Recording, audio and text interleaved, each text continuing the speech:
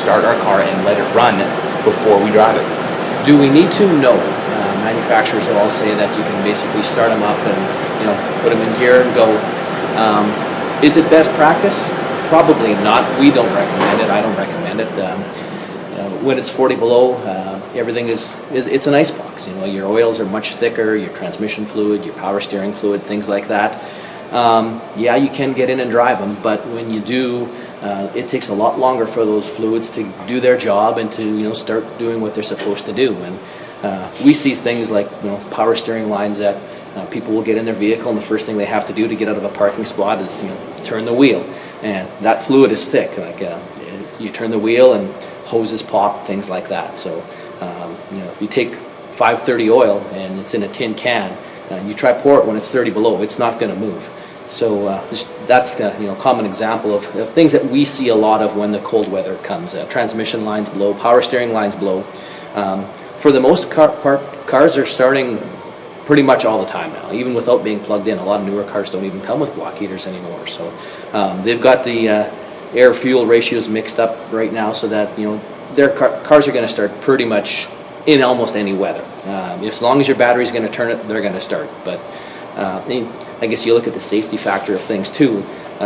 When you're shivering, it's kind of hard to brake properly, it's kind of hard to steer properly and to pay proper attention to the road and everything around you as well. So we kind of recommend at least 5 minutes when it's this cold, just to kind of take the chill out of the air, get the fluids moving through all the different parts, whether it be the transmission, the power steering, those kinds of things. So. And again, that's for the vehicle to run, as you mentioned, as smoothly as possible. For a lot of people, it's for comfort, right? Exactly right. Yeah, like who wants to be shivering? We cool our cars off in the summertime when it's really hot, so we probably should warm them up when it's really cold, so that we can again be comfortable and drive effectively and safely. I can imagine, though, you had mentioned a lot of vehicles nowadays have no block heater, but for the vehicles that do, which are still many, it's still a good idea to plug them in, of course. Definitely. We recommend anything, as soon as it kind of hits minus 15, minus 20, plug them in. It's just, again, it's going to make your vehicle last that much longer, make sure that it does start and run better. So. Now, where did this come? I'm not sure how familiar you are with, I've read a couple of stories like I told you, but back in, when vehicles 30, 40 years ago, there was no question. You had to start it and let it run. Why was that?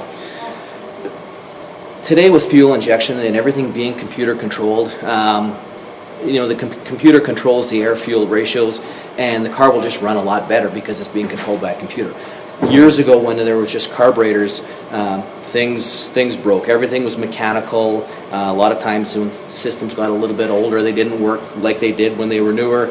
And yeah, you had to make sure that the car was warm before it was going to go. Carburetors just weren't as efficient as today's cars are with fuel injection. So yeah, back 15, 20 years ago, you had no choice. You had to let cars warm up before you could even think of driving them. So there was no doubt. So now that's kind of where the lines have been crossed. I can imagine there are still people out there who still have that old school mentality where no, you can't drive it unless you start it for 15, 20 minutes. No ifs, ands, or buts, you have to do it. Yeah, and that is overkill.